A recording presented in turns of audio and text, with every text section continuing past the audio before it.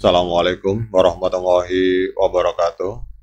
Teman-teman, selamat datang kembali di warung kopi kripto Tarakan Python FX. Sebelumnya saya ucapkan terima kasih pada teman-teman yang sampai hari ini masih setia menemani nongkrong sambil ngopi di warung kopi kripto Tarakan Python FX. Oke teman-teman, seperti biasa sebelum kita berbicara tentang dunia kripto, mari hari ini kita berdoa bersama-sama memohon kepada Allah agar kita semua senantiasa diberikan nikmat berupa kesehatan dan juga diberikan keberkahan dalam setiap rezeki yang kita terima pada hari ini teman-teman. Oke, hari ini kita akan jalan-jalan ke akun resmi dari Core Team. Ini sebuah postingan tanggal 2 Juli, jadi video ini saya buat tanggal 3 teman-teman. Ini Dr. Nicholas Kokalis bicara tentang P2D Celebration.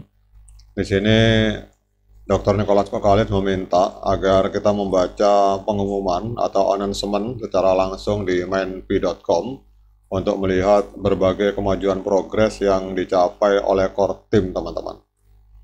Dan kalau kita langsung masuk ke halamannya, ini banyak sekali progresnya teman-teman, dan sudah saya bahas beberapa detail. Ini kalau kita scroll ini panjang sekali karena banyak sekali progres yang telah dilakukan oleh Dr. Nicholas Kokalis dan kawan-kawan. Namun untuk hari ini kita akan fokus membahas tentang perkembangan komunitas Pi Network, terutama di dalam hal, kalau kemarin kita membahas tentang Pi Inkubator, maka hari ini kita akan membahas tentang Fireset Forum teman-teman. Jadi kita harus tahu apa saja yang telah dilakukan oleh core team pada saat ini step by step untuk menuju open mainnet teman-teman.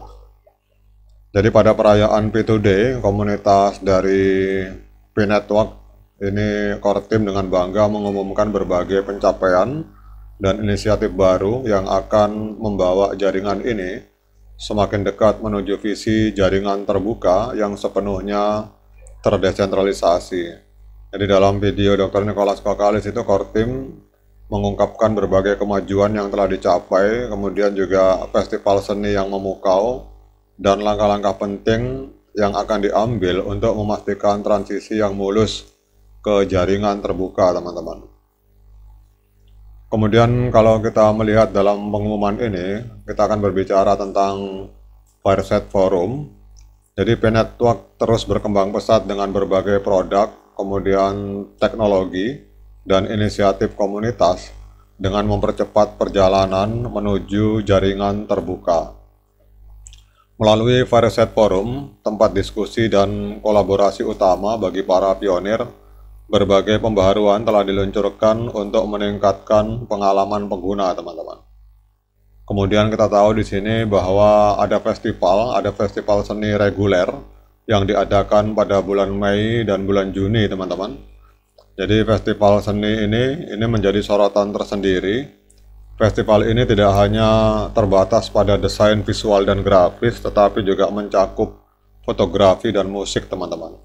Jadi partisipasi yang luar biasa dari komunitas itu akan memberikan warna baru pada aplikasi Pi Network dengan konten yang lebih menarik di tampilan layar beranda aplikasi serta di Fireset Forum. Kemudian kita akan cek Fireset Forum teman-teman. Kalau teman-teman mau ngecek silakan ketik saja pinet.com. Nanti di situ akan ada pilihan Fireset Forum. Nah di sini kita lihat banyak sekali para pionir yang menampilkan karya seninya, baik dalam bentuk video maupun musik maupun gambar. Jadi selama berlangsungnya festival seni ini banyak peningkatan yang dilakukan pada aplikasi Pi Network. Salah satu pembaruan penting adalah perbaikan algoritma yang memilih postingan terbaik untuk tampil di beranda bagian depan dari aplikasi, teman-teman. Jadi dengan algoritma yang lebih baik, maka konten yang ditampilkan ini semakin relevan dan menarik bagi para pionir atau para pengguna. Selain itu juga Pi Network terus berupaya meningkatkan moderasi terdesentralisasi yang ada di Fireset Forum. Jadi berdasarkan masukan dari para pionir dan moderator, berbagai penyesuaian dilakukan agar setiap orang dapat menikmati pengalaman sosial yang sepenuhnya terdesentralisasi. Jadi para pengguna dapat memilih dan memoderasi konten berdasarkan pedoman komunitas, dan itu akan menciptakan pengalaman yang lebih aman dan nyaman bagi para pionir, teman-teman. Kemudian juga salah satu pembaruan yang dibahas oleh Dr. Nicholas Kokalis itu adalah periode tenggat waktu KYC 6 bulan dan jendela bergulir, teman-teman. Jadi kita lihat di sini ada postingan terbaru ini dari core team, juga dari situs resminya, bahwa untuk mempersiapkan jaringan menuju jaringan terbuka pada tahun 2024, P-Network akan menerapkan periode tenggang KYC selama 6 bulan dan jendela bergulir selama 6 bulan mulai 1 Juli 2024, teman-teman. Jadi kebijakan ini dirancang untuk memastikan bahwa semua pionir memiliki waktu yang cukup untuk menyelesaikan proses KYC dan migrasi ke mainnet. Jadi sebagaimana dijelaskan dalam white paper 2021, periode tenggat waktu KYC 6 bulan dan jendela bergulir 6 bulan diperlukan untuk mempersiapkan jaringan. Jadi para pionir harus mengajukan aplikasi KYC awal dalam 3 bulan pertama dan mencapai status KYC penuh serta migrasi dalam waktu 6 bulan. Jadi kebijakan ini akan membantu mempercepat proses KYC dan migrasi serta memastikan bahwa hanya akun asli dan manusia yang berhasil bermigrasi ke mainnet, teman-teman. Jadi menerapkan periode tenggat waktu ini, kalau kita lihat, dan jendela bergulir, ini akan menciptakan keseimbangan bagi pionir untuk menyelesaikan KYC dan menciptakan urgensi untuk mempercepat proses tersebut.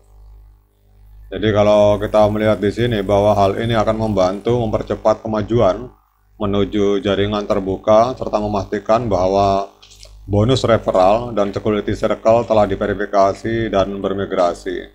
Jadi dengan kebijakan ini, P yang tidak terverifikasi setelah periode KYC 6 bulan tidak akan bermigrasi ke mainnet, dan ini akan mengurangi ketidakpastian dan meningkatkan perencanaan jaringan.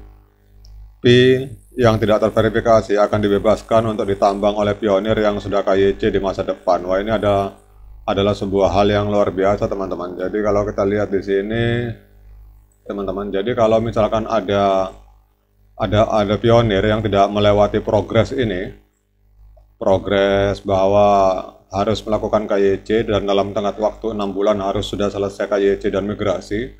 Tetapi kalau misalkan ada yang sampai dalam 6 bulan belum sampai selesai, kemudian waktu itu kemudian habis, maka koin P-nya akan ditarik kembali ke sistem untuk ditambang di masa depan untuk pionir yang sudah lulus KYC, teman-teman. Nah, kita akan lihat nanti ke depan bagaimana tampilannya, tetapi saya pikir mungkin dalam waktu 6 bulan ini adalah waktu yang cukup untuk para pionir. Semoga semua bisa segera mendapatkan undangan migrasi. Oke, teman-teman, demikian update informasi ini. Semoga bermanfaat bagi para pionir. Ini adalah postingan terbaru dari Dr. Nicholas Kokalis. Sekian dari saya. Assalamualaikum warahmatullahi wabarakatuh.